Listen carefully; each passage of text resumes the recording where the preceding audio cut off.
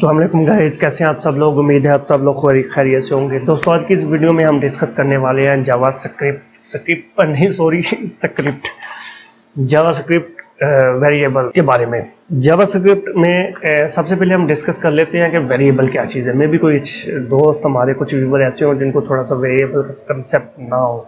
तो वेरिएबल जो होता है वो डाटा स्टोर करने के लिए, किसी भी लैंग्वेज में डाटा स्टोर करने के लिए यूज़ होता है। तो जावास्क्रिप्ट में अगर आपने कोई भी डाटा स्टोर करना है तो उसके लिए आप 3 तरह के वेरिएबल यूज़ कर सकते हैं। Number 1 var, number 2 let, number 3 const constant. इन 3 तरीके से आप कोई भी डाटा जो है वो स्टोर कर सकते हैं और ज़रूरत पड़ने पे आप इसको यूज़ कर सकते हैं। जावास्क्रिप्ट में वेरिएबल डिक्लेयर करने के लिए आपको क्या चीज़ें आपको जहन में रखनी चाहिए। तो नंबर आपको 3 चीज़ें जहन में रखनी चाहिए। नंबर 1 जो चीज़ है वो है आपको कि आपका जो वेरिएबल है वो कुछ भी हो सकता है, नंबर, लेटर, $, या अंडरस्कोर।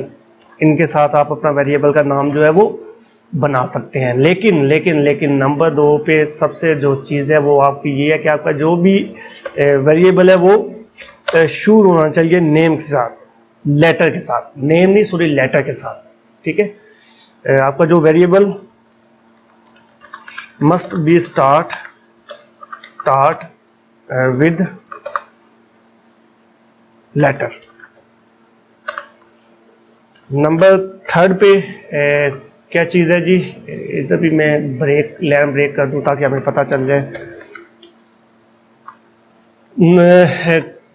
नंबर 3 पे ये चीज़ है कि कुछ सिनेरियो में आपका वेरिएबल जो है वो $, variable can be start with $, और underscore.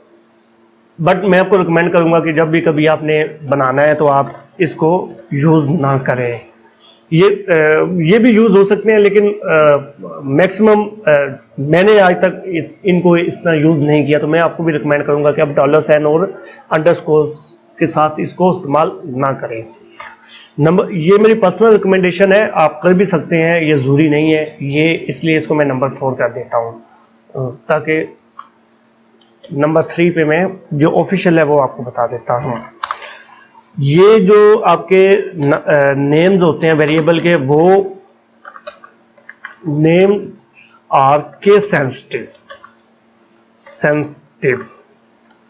It's mean case name word जो मैंने लिखा है y and y are not equal. ये दोनों एक चीज नहीं है।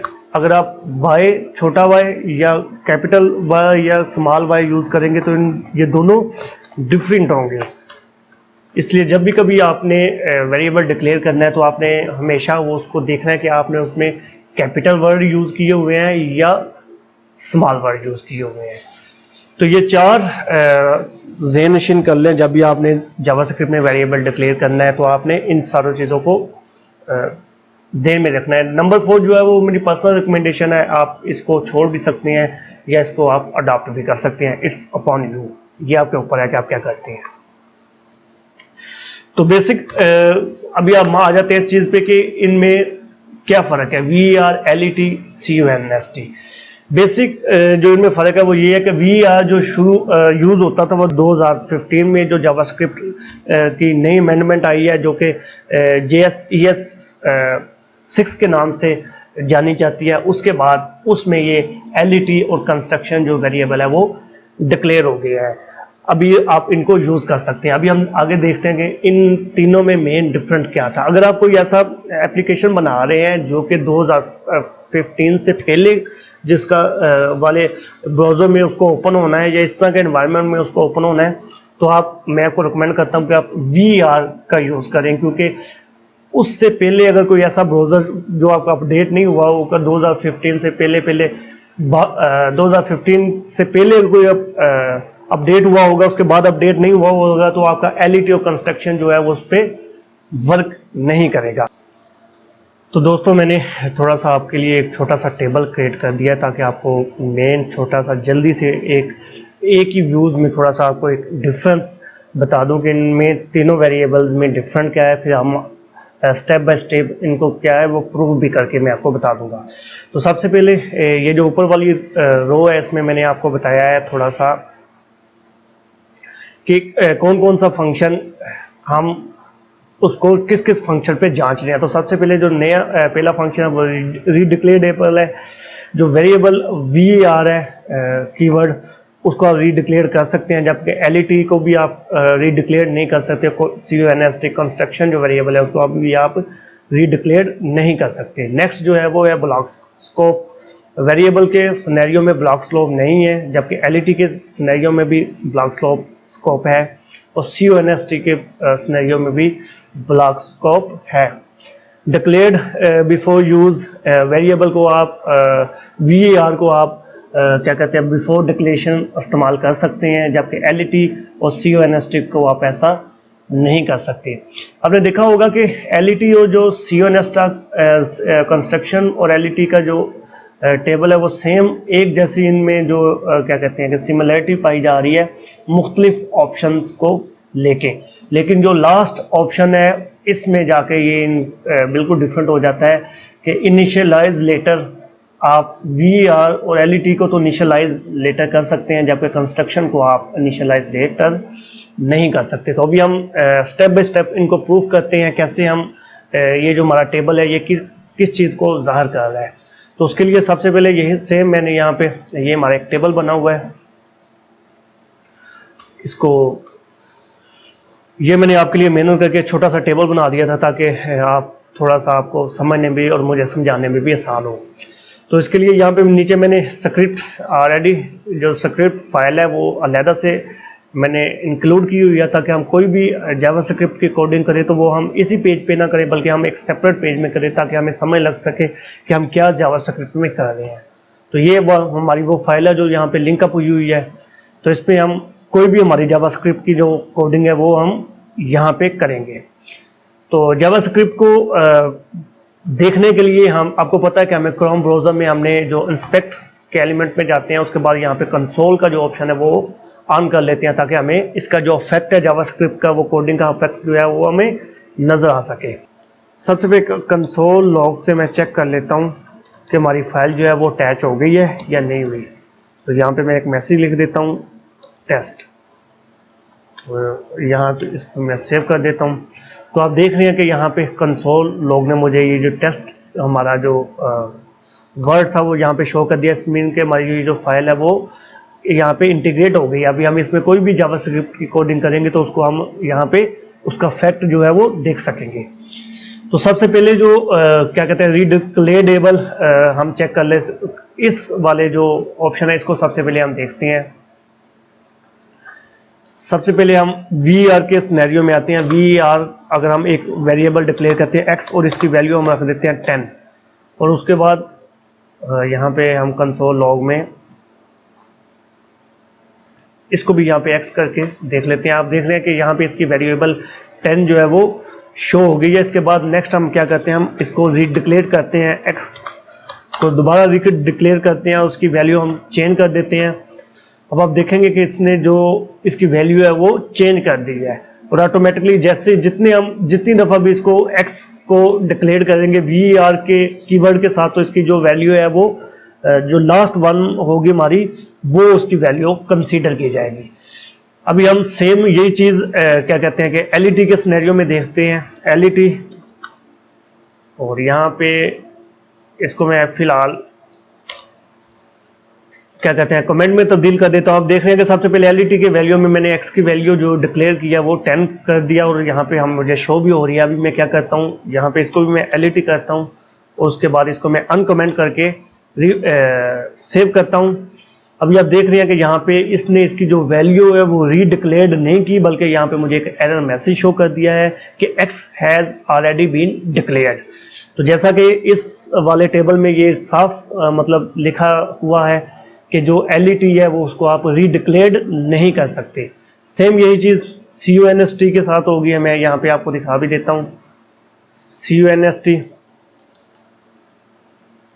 और यहाँ पे भी CONST करता हूँ।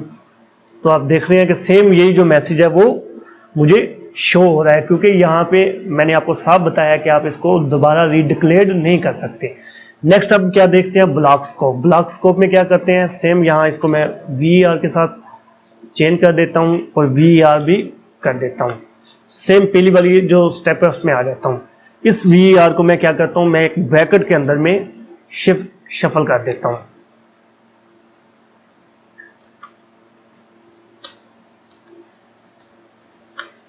अभी आप देख रहे हैं कि जो VAR की x की हमारी वैल्यू वो क्या आ रही है, 2 आ रही है। अगर मैं इसको यहां पे भी ले जाके ब्रैकेट के अंदर इनसाइड ब्रैकेट भी आपको चेक करा दूं तो आपको वैल्यू क्या मिल रही है, 2 मिल रही है, क्योंकि हमने जैसा कि ये पहले बताया था कि जो x सबसे लास्ट जो वैल्यू होगी वो उसकी वैल्यू कंसीडर की जाएगी VAR के सिनेरियो में। अभी मैं क्या करता हूं, मैं यहाँ पे LET कर देता हूं, LET, और इसको भी मैं LET कर देता हूं। अभी आप देख रहे हैं कि सेम इसकी वैल्यू भी 2 रही है, चेंजिंग कोई नहीं हुई। लेकिन क्या, जैसे ही मैं console.log को कॉपी करके इससे बाहर ब्रैकेट, ये जो हमारी ब्रैकेट है इसके आउटसाइड मैंने इसको पेस्ट करके अभी आपको सेव करके दिखाता हूं, तो आप देख रहे हैं कि इस ब्रैकेट के अंदर जो है उसकी वैल्यू x की 2 आ रही है जो हमने इसमें बताई है, और इसी तरह ब्रैकेट के बाहर जो हमारी वैल्यू है वो 10 आ रही है। एक दफा और एक ब्रैकेट में आपको तजर्बा करके दिखा देता हूं। यहां पे इसकी वैल्यू मैं जो 15 कर देता हूं।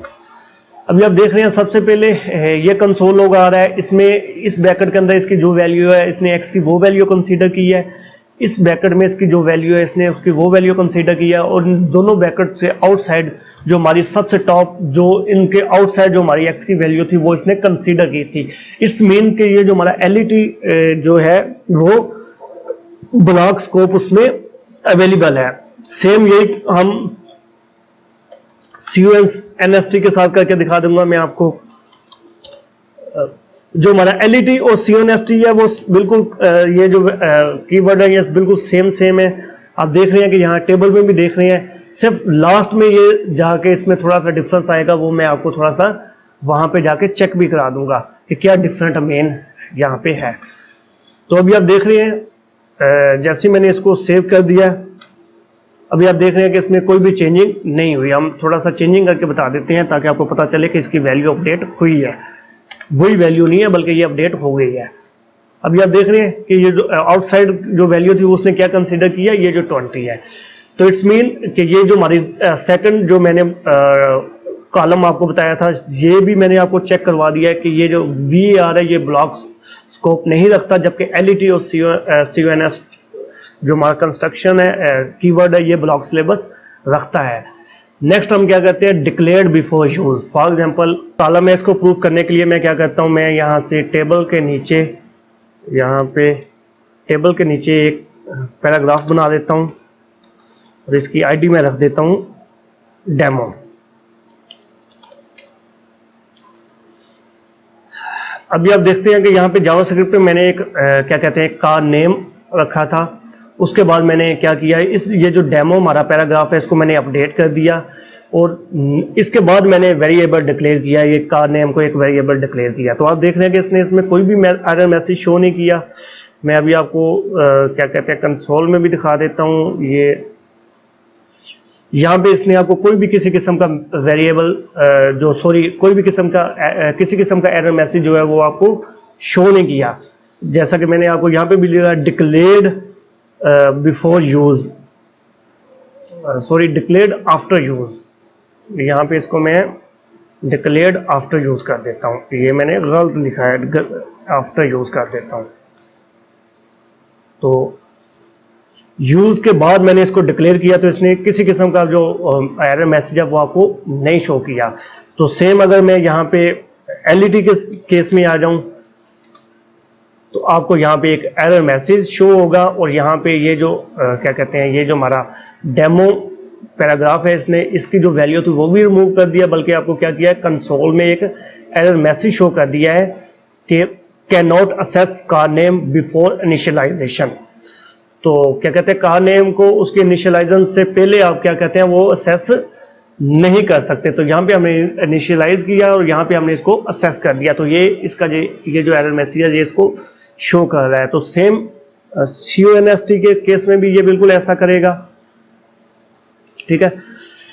तो ये मतलब है इनमें डिफरेंट के VAR को आप यूज कर सकते हैं before declaration, after declared after use, इसका आप कर सकते हैं, जबकि LET और CONST को आप नहीं कर सकते, जैसा कि मैंने आपको यहाँ पे दिखा दिया है। नेक्स्ट हमारा क्या है, इनिशियलाइज लेटर। फॉर एग्जांपल यहाँ पे VAR x मैं कर देता हूँ, इसकी जो वैल्यू है मैं अभी लिख देता हूँ x = 10, और कंसोल लॉग में यहाँ पे मैं इसको कॉल कर देता हूँ ताकि पता चल जाए हमें x। देखें जी, ये मैंने एक वेरिएबल डिक्लेयर कर दिया था, उसके बाद मैंने इसकी जो वैल्यू है वो इसको डिक्लेयर कर दिया, तो इसने इसको में किसी किस्म का जो इशू है वो नहीं किया। अभी सेम LET के केस में मैं आपको बता देता हूँ, LET के केस में तो सेम इसमें किसी किस्म का कोई भी एरर मैसेज शो नहीं हुआ।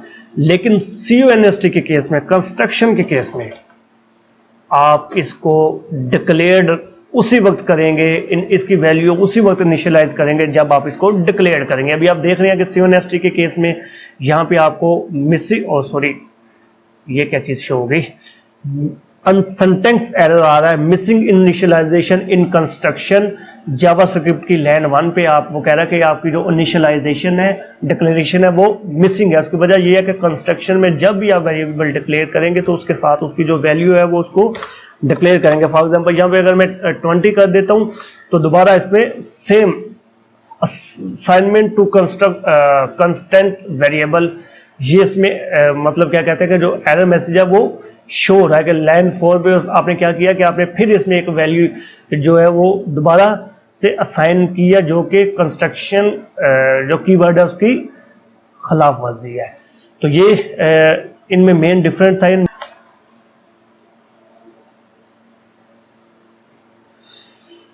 तो आज की ये वीडियो यहीं पे ख़त्म होती है। अगर आपको किसी चीज़ की समझ नहीं आई है तो आप मुझसे पूछ सकते हैं अपने इस वीडियो के कमेंट सेक्शन में या वहाँ पे मैंने अपना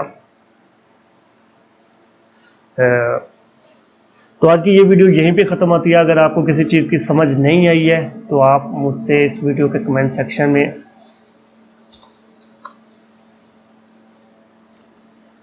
तो आज की ये वीडियो यहीं पे ख़त्म होती है। अगर आपको किसी चीज़ की समझ नहीं आई है तो आप इस वीडियो के कमेंट सेक्शन में या वहाँ पे डिस्क्रिप्शन में मैंने अपना ईमेल या फेसबुक पेज लिंक और ट्विटर लिंक मैंने दिया है, अब वहाँ पे भी जाकर मुझसे पूछ सकते हैं, और इस वीडियो के कमेंट सेक्शन में भी आप मुझसे पूछ सकते हैं। इंशाल्लाह मैं आपको उसका रिस्पॉन्ड बैक करूँगा। तो मिलते हैं अगली वीडियो में, तब तक अपना बहुत सा ख्याल रखिएगा। अल्लाह हाफिज़।